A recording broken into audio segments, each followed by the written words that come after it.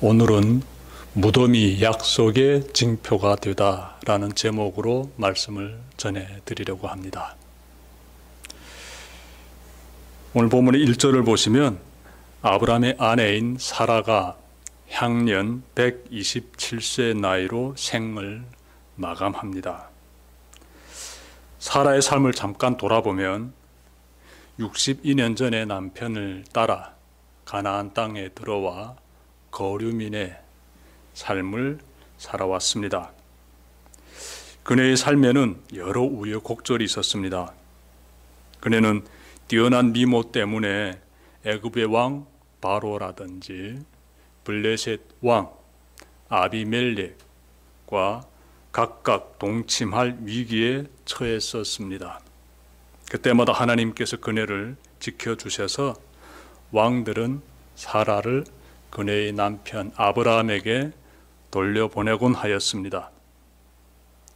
사라의 가장 큰 시련은 아마도 90세가 될 때까지 자식 한 명 없었다는 점일 것이에요. 자신이 그토록 원하는 자식을 단 한 명도 낳지 못했으니 그녀가 겪었을 심리적 고통은 매우 컸습니다. 그러다가 하나님의 도우심으로 90세에 아들을 낳는 기적을 경험했습니다. 그리고 그녀는 사랑하는 아들이 37살까지 잘 이렇게 성장하는 모습을 지켜보다가 하나님의 부르심을 받았습니다. 아브라함은 아내가 안치된 장막에 들어가 크게 슬퍼합니다. 사랑하는 아내를 더 이상 볼 수 없다는 사실에 억장이 무너져 내렸을 것입니다. 그는 마냥 슬퍼할 수만도 없었습니다. 왜냐하면 아내의 장례를 치러야 했기 때문입니다. 그는 아내가 숨진 지역인 헤브론에 아내를 매장하려고 합니다. 그러자면 묫자리를 사야만 했습니다. 아브라함은 성문으로 나가 헷 족속에게 부탁합니다. 헤브론 성에서 살고 있는 본토인들은 헷 족속이었다라는 것을 우리가 이런 말씀 가운데서 찾아볼 수 있습니다. 자, 4절 보십시오. 나는 당신들 중에 나그네요 거류하는 자이니 당신들 중에서 내게 매장할 소유지를 주어 내가 나의 죽은 자를 내 앞에서 내어다가 장사하게 하시오. 아브라함의 정중한 부탁입니다. 그러자 헷 족속이 이렇게 대답합니다. 내 주여 들으소서. 당신은 우리 가운데 있는 하나님이 세우신 지도자이시니 우리 묘실 중에서 좋은 것을 택하여 당신의 죽은 자를 장사하소서. 우리 중에서 자기 묘실에서 당신의 죽은 자 장사함을 금할 자가 없으리이다. 헷 족속은 아브라함의 부탁을 기꺼이 들어주려고 합니다. 그들은 말씀 보니까 내 주여 당신은 하나님이 세우신 지도자입니다 라며 아브라함에 대한 존경심을 딱 표현하면서 힘껏 협조하려고 합니다. 헷 족속이 아브라함에게 이처럼 격식 갖춰서 대우한다는 것은 그만큼 아브라함의 영향력이 컸다는 것을 의미합니다. 아브라함은 가나안에서 62년 세월을 사는 동안 큰 부자가 되었습니다. 그에게는 은과 금이 풍부했으며 많은 가축이 있었습니다. 특히 그에게는 318명의 군사가 있습니다. 블레셋 왕 아비멜렉이 아브라함을 찾아와 우호 조약을 맺을 정도로 아브라함의 영향력은 컸습니다. 그리하였기에 헷 족속이 이방인에 불과한 아브라함에게 이처럼 깍듯이 예의를 갖추고 적극 그의 부탁을 들어주려고 하는 것이지요. 아브라함이 이처럼 큰 영향력을 가질 수 있었던 비결은 무엇일까요? 비결이 있겠지요. 창세기 21장 22절에서 그 비결이 소개됩니다. 그것은 하나님께서 아브라함과 늘 함께 하셨기 때문이에요. 그리하였기에 아비멜렉 왕이 아브라함에게 이렇게 말했던 것입니다. 내가 무슨 일을 하든지 하나님이 너와 함께 하신다. 아비멜렉은 아브라함의 성공의 비결을 정확히 보았습니다. 한간 나그네에 불과한 아브라함이 이처럼 크게 성공하여 영향력을 가진 사람이 될 수 있었던 것은 그가 믿는 하나님이 그에게 복을 주셨기 때문입니다. 여러분의 삶의 자리에서도 이와 같은 하나님의 복이 경험되고 있습니까? 우리 교회 안수 집사님은 3년 전에 빈손으로 외국에 나가 사업을 시작했습니다. 3년 전에 사업을 시작하셨는데 그동안 지금까지 정말 많은 고생을 하셨습니다. 심지어 쓰러져 응급실에 실려가기도 했습니다. 그렇게 열심히 노력한 결과 적지 않은 성과를 거두고 있습니다. 안수 집사님은 하나님께서 길을 열어주신 덕분입니다 라고 간증하고 있습니다. 하나님의 도우심으로 빠른 시일 안에 좋은 결실이 맺어지기를 바랍니다. 우리 교회에는 북녘의 고향을 떠나 남쪽으로 내려온 교우들이 여러 명 있습니다. 그들은 낯선 이곳에서 새로운 삶을 개척하고 있습니다. 이 땅에 정착하는 과정은 결코 쉽지 않습니다. 차별이나 편견을 이겨내야 하며 한국 사회에 대해서 잘 이해하기 위해 많은 노력을 기울여야 합니다. 안타까운 사실은 그 길에서 어떤 사람들은 외로움에 빠지고 또 어떤 사람은 좌절에 빠지고 심지어 어떤 사람은 자살까지 하고 있다는 것입니다. 아브라함과 사라를 바라보면서 한국 사회에 잘 정착하기 위해서 우리가 무엇을 해야 되는지 잘 우리가 좀 찾아봐야 합니다. 낯선 이 땅에 들어와서 우리가 잘 뿌리내리기 위해서는 저 아브라함과 사라처럼 하나님을 잘 의지하면 됩니다. 네, 하나님만을 의지하면서 그분과 함께하는 삶이 이 땅에 가장 잘 정착할 수 있는 비결이에요. 하나님께서 하늘을 나는 새들을 먹이시고 들에 피는 이 꽃을 예쁘게 입히시지 않습니까? 하나님께서 당신을 찾고 또 당신을 의지하고 당신을 사모하는 그러한 사람들에게 찾아와 주셔서 힘이 되어 주시고 이 땅을 잘 걸어갈 수 있도록 하나님께서 또한 인도자도 되어 주십니다. 하나님의 도우심이 여러분의 삶을 정말 축복 가운데로 인도해 주시기를 저는 간절히 바라고요. 여러분들이 그 가운데서 하나님의 복을 깊이 경험하시길 바랍니다. 본문으로 돌아가면 이처럼 사회적으로 크게 성공한 아브라함이 헷 족속에게 매장지를 부탁하는 모습, 우리가 이 본문의 이 내용 가운데서 찾아봤을 때 돋보이는 장면이 하나 있습니다. 아브라함이 굉장히 겸손한 자세를 취하고 있습니다.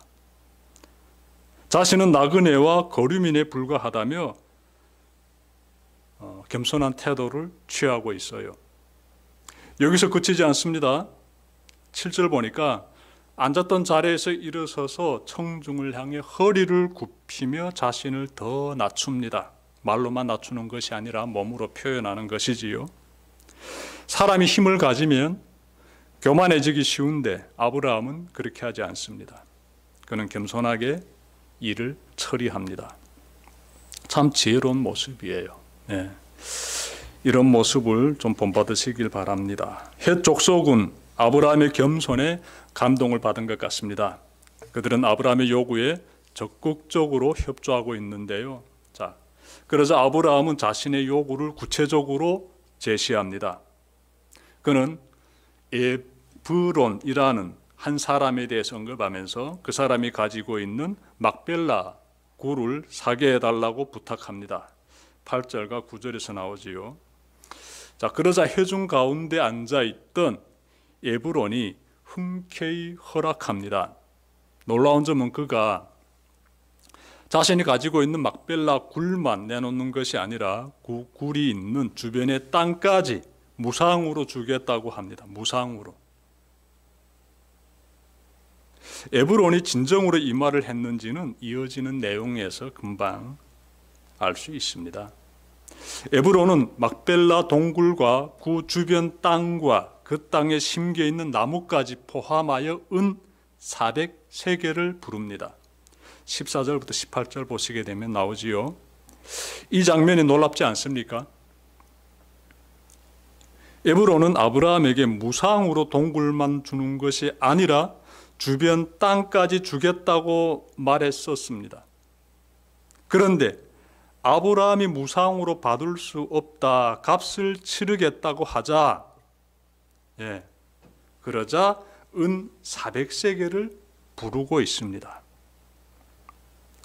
여기서 그가 참으로 아브라함을 위해 그 땅을 무상으로 주려고 했었나 의문이 듭니다. 만약 그렇다면 은 400세겔이 아니라 은 몇 세겔 정도, 그 정도만 불렸어야지 않을까요? 은 몇 세겔도 사실은 받고 싶지 않지만 명목상으로 가격을 매겨야 하므로 거저 주다시피 가격을 아주 낮게 정해야 하지 않을까요? 은 400세겔을 부르고 있다는 것은요, 이 사람이 내면에 무엇이 깔려 있는지 알 수가 있습니다. 무상으로 주겠다라고 한 말은 입에 침 바를 소리고요, 그의 내면에는 이 땅을 비싼 가격으로 팔고자 하는 의도가 깔려 있습니다. 다윗이 예루살렘 성전 부지를 은 50세겔에 산 것을 고려하면 에브론이 제시한 금액이 과해 보입니다. 물론 시대가 많이 흘러 땅값이 내렸을 수도 있겠지만 막벨라 동굴이 있는 그 지역은요, 이 에브론, 이 사람이 가지고 있는 땅의 반머리에 위치해 있습니다. 그래서 그 반머리 땅과 그 안에 동굴을 은 400세겔이나 부른 것은 꽤 비싸 보입니다. 에브론은 탐욕에 젖은 사람이에요. 그가 땅값을 높이 부른 것을 차치하더라도 아내의 장례를 치러야만 하는 아브라함의 절박한 심정을 이용해서 이득을 챙기고 있기 때문입니다. 사실 아브라함은 막벨라 동굴만 필요로 했습니다. 그런데 에브론은 주변의 땅까지 다 사도록 가격을 측정했습니다. 참으로 그는 물욕에 눈이 먼 야비한 사람입니다. 아브라함이 이런 사람을 어떻게 상대하는가 보니 묵묵히 손해를 감수합니다. 아무런 흥정도 하지 않습니다. 왜 그럴까요? 그에게 돈이 워낙 많아가지고 은 400세겔 정도는 돌같이 그렇게 여겼기 때문일까요? 그렇지 않습니다. 아브라함은 그 정도로 미련한 사람이 아닙니다. 부자일수록 돈의 소중함을 잘 압니다. 아브라함이 흥정을 하지 않고 은 400세겔을 흔쾌히 건넨 것은 필경 그 어떤 이유가 있어 보입니다. 사실 아브라함은 부자이므로 마음만 먹으면 가나안 토지의 일정 부분을 살 수 있습니다. 하지만 그는 지금까지 단 한 평도 사지 않았습니다. 왜냐하면 자신은 유목민이기 때문에 그렇습니다. 오늘은 이곳 또 내일은 저곳으로 이렇게 이동하는 유목민이므로 굳이 땅을 살 이유가 없었습니다. 그러다가 아내가 죽게 되자 매장지로 사용될 동굴만 필요했을 뿐입니다. 당시 사람들은 가족 중에 한 사람이 세상을 떠나게 되면은 동굴을 이 매장지로 사용하곤 했습니다. 자, 그런데 에브론이 동굴 주변의 땅까지 사라고 하자 아브라함은 뭔가를 생각했던 것입니다. 그리하였기에 아무런 흥정도 없이 부르는 대로 값을 주고 산 것입니다. 추측하건대 필경, 이 땅이 장차 후손들에게 하나님의 약속을 기억하는 중요한 장소가 되리라 내다봤을 것입니다. 여러분, 히브리서 11장 8절부터 10절 보십시오. 믿음으로 아브라함은 부르심을 받았을 때에 순종하여 장래의 유업으로 받을 땅에 나아갈새 갈 바를 알지 못하고 나아갔으며, 믿음으로 그가 이방인의 땅에 있는 것 같이 약속의 땅에 거류하여 동일한 약속을 유업으로 함께 받은 이삭 및 야곱과 더불어 장막에 거하였으니, 이는 그가 하나님이 계획하시고 지으실 터가 있는 성을 바랐습니다. 이렇게 말씀하고 있습니다. 히브리서 말씀에 비춰보면 아브라함은 나에 대해서는 비록 가나안 땅을 차지하지 못하지만 후대들은 이 땅을 차지하리라 내다본 것입니다. 그는 에브론에게서 산 이 땅이 장차 하나님의 약속을 기억하는 장소가 되리라 내다본 것이지요. 그래서 에브론이 부르는 대로 값을 주고 그 땅을 샀던 것입니다. 그의 바람은 약 660년 뒤에 이루어집니다. 그의 후손이 번성하여서 드디어 가나안 땅을 차지하게 됩니다. 그리고 아브라함이 은 400세겔을 주고 산 그 땅이 있는 헤브론은 이스라엘 민족에게 매우 중요한 성읍이 됩니다. 아내의 무덤이 장차 이루어질 하나님의 약속의 징표가 될 것임을 내다보고 매장지를 구입한 아브라함은 막벨라 굴에 아내를 장사했습니다. 19절 보게 되면 그 내용이 나오지요. 오늘은 사라의 무덤이 약속의 징표가 되기까지의 과정을 전해드렸습니다. 전체 내용을 간단히 요약하면, 아내를 잃은 아브라함은 본토인들을 찾아가 매장지를 구입하였습니다. 그들과 주고받는 대화에서 아브라함이 가지고 있는 사회적 영향력을 찾아봤으며, 그가 지닌 겸손한 인격도 찾아보았으며, 하나님의 약속에 대한 사모하는 마음도 찾아보았습니다. 이러한 모습은 한순간에 만들어지지 않습니다. 그가 하나님을 믿고 낯선 땅에 들어와 수십 년의 세월을 살아가면서 다듬어진 모습입니다. 하나님께서 그와 함께 하시며 그를 다듬어 가신 결과입니다. 여러분의 삶에서도 이와 같은 하나님의 역사가 나타나길 주님의 이름으로 축원합니다. 기도드립시다.